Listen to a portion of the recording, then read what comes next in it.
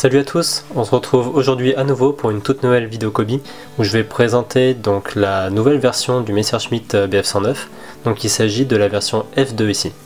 Il s'agit donc de la référence 5715 qui est sortie donc très récemment puisque c'était en mai 2020 et donc elle comporte 278 pièces, soit à peu près une trentaine de plus que la version précédente et une minifig comme d'habitude pour le pilote. Côté tarif, on est ici sur un prix de 29,90€ si je me réfère à toysandco.com. Alors bon, ici on est clairement cher. C'est un set qui, voilà, pour 30€ et des 300 pièces, même pas, on est sur un tarif qui est quand même assez onéreux.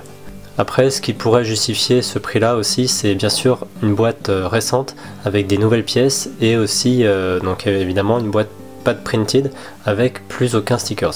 Donc dans l'idée, si vous pouvez l'avoir un peu moins cher, notamment avec les réductions, mon code Cobrix par exemple, ou avec des réductions du programme de fidélité de Toys & Go, ce sera toujours plus avantageux que de le payer plein pot, quoi. À l'arrière de la boîte, donc on retrouve notre beau modèle avec toujours donc la présence du socle comme d'accoutumé sur l'ensemble des chasseurs, ainsi que comme d'habitude une photo du modèle et puis toutes les fonctionnalités que peut contenir le set. Sans plus attendre, on va passer à la review du set. Donc ici je vous ai mis la première version, donc le Messerschmitt Bf109E, et donc maintenant sur la droite c'est l'évolution avec le Messerschmitt Bf109 F2. Donc la principale amélioration qu'on voit, c'est notamment au niveau de l'entrée d'air et du moteur, puisqu'on est ici sur un moteur beaucoup plus arrondi, avec des formes relativement plus harmonieuses que la première version. Les évolutions principales de la version F par rapport à la version E, c'est une grosse amélioration aérodynamique du capot moteur, ainsi qu'au niveau des ailes. Donc l'idée c'était de répondre à l'ennemi principal qui était le Spitfire, avec un moteur qui était un peu plus puissant et surtout avec une forme aérodynamique qui permettait de gagner en vitesse et de pouvoir combattre plus facilement les Spitfire. Pour vous permettre de comparer plus facilement les deux versions, donc on a ici la version F avec la nouvelle casserole d'hélice qui est plus bombée, donc ce qui permettait d'avoir un profil aérodynamique supérieur, et donc on voit bien sûr aussi le moteur qui est ici bombé, qu'on ne retrouve pas sur la version E qui était complètement plate. On appréciera ici donc le travail qui a été donné avec deux tampographies pour représenter donc toujours pareil les mitrailleuses qui étaient donc synchronisées avec l'hélice, où on a ici une tampographiie qui est un peu plus fine et évasée pour avoir quand même un meilleur rendu que la version précédente. On retrouve bien évidemment donc ici la partie échappement comme pour la version précédente, ainsi que donc ce qui semble être le système de prélèvement d'air pour le compresseur qu'on retrouve ici. Donc à mon sens cette pièce elle est un petit peu trop écartée du moteur par rapport au modèle original et la forme n'est pas tout à fait correcte non plus. Donc je pense que ça aurait été bien d'essayer de trouver une autre solution pour que ça soit un peu plus harmonieux. Autre détail supplémentaire, on a aussi un petit insigne d'un as de pique, donc également une pièce tampographiée qu'on retrouve de part et d'autre du moteur. Donc ça c'est plutôt cool.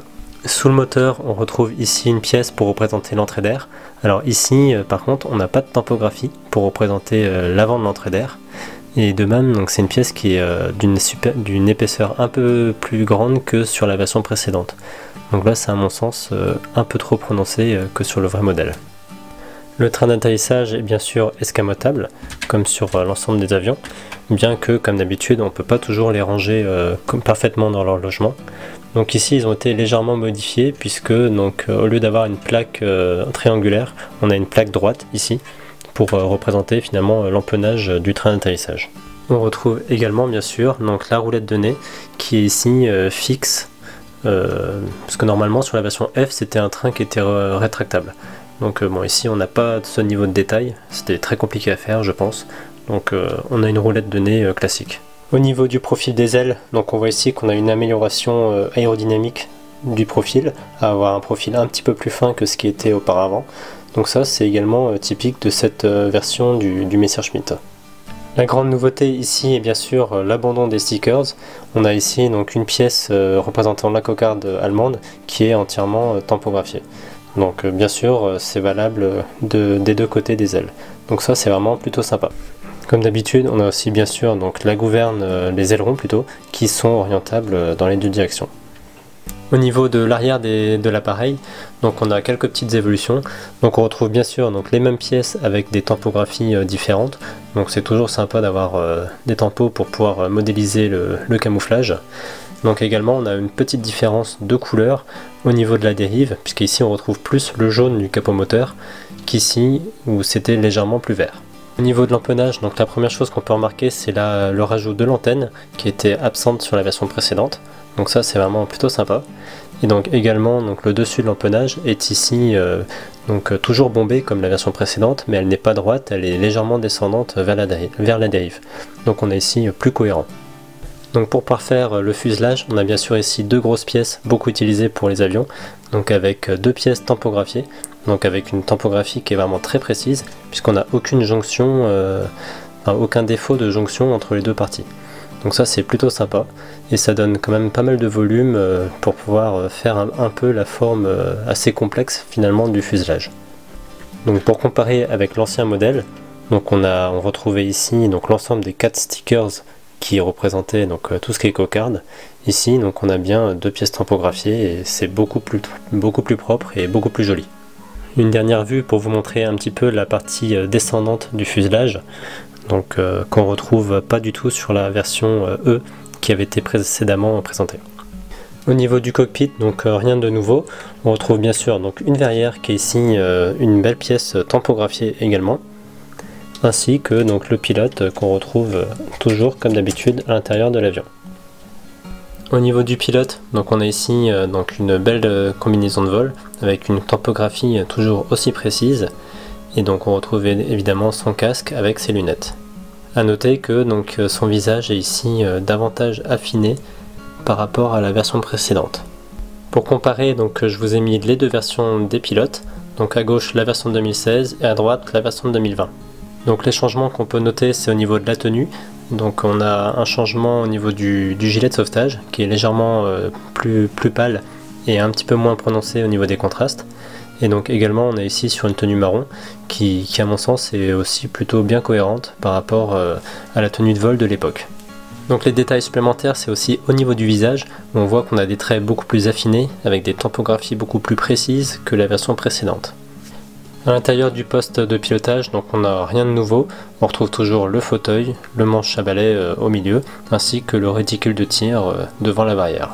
Dernier détail que je voulais faire au niveau de l'armement, donc pour rappel cette version E, bien qu'elle ait une tampographiie ici, ne comporte normalement pas de canon dans la casserole de nez. Or la version F, elle devrait normalement comporter un canon, donc un MG 151 de 20 mm, donc au niveau de la casserole, et là on ne la retrouve pas du tout. Également donc sur cette version on avait bien deux canons de 20 mm sur les ailes qu'on ne retrouve pas ici sur cette version F puisqu'il n'y en avait pas. Le dernier détail qu'on peut dire c'est aussi au niveau des ailes, puisqu'on retrouve ici deux épaisseurs, jusqu'à 3 épaisseurs de plaques au niveau de l'emplanture. Or sur la version précédente on était plus entre 3 et 4 d'épaisseur. Donc ici ils ont fait quand même aussi un travail d'amélioration pour avoir une aile qui est davantage plus fine. On retrouve bien ici donc la forme biseautée des pièces à l'avant pour pouvoir refaire une emplanture d'aile qui soit un petit peu plus cohérente par rapport au vrai modèle. Donc ici c'est plutôt sympa.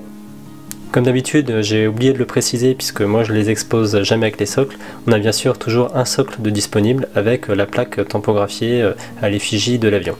Donc ça c'est toujours bien pour ceux qui veulent l'exposer en phase de vol, il n'y a toujours aucun souci là-dessus. Voilà, donc j'espère que cette petite review vous a plu. Donc globalement moi je trouve que c'est une belle réussite.